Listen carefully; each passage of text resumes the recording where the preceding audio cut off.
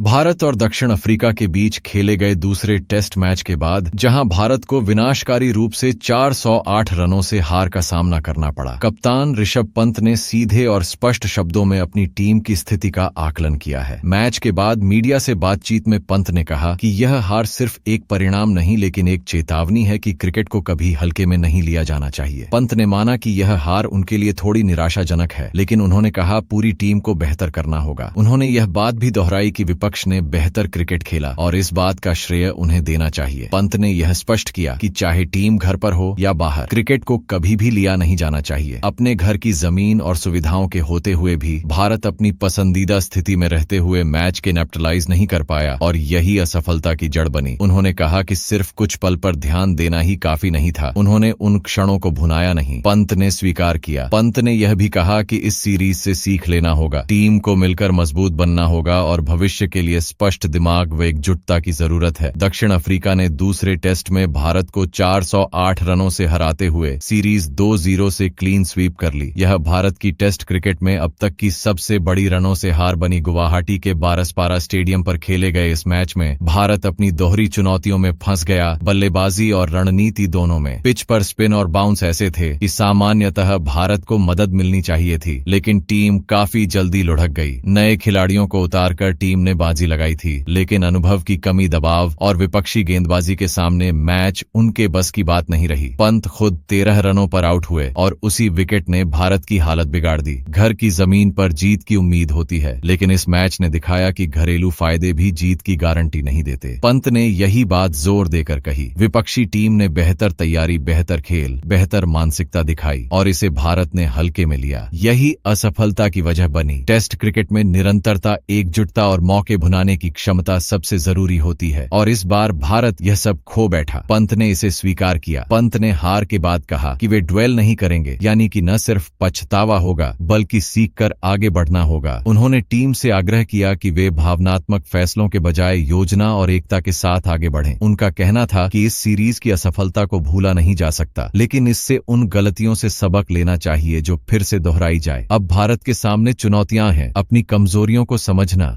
खिलाड़ियों के मनोबल को संभालना और टेस्ट क्रिकेट के पुराने गौरव को दोबारा हासिल करना। पंत ने यह भरोसा जताया कि टीम मिलकर आगे बढ़ेगी, सही तैयारी करेगी और फिर से खड़ा होगा। इस हार ने सिर्फ एक मैच नहीं बल्कि संकेत दिया है कि घरेलू असुरक्षा, चयन, रणनीति और मानसिक तैयारी में सुधार की जरूरत है।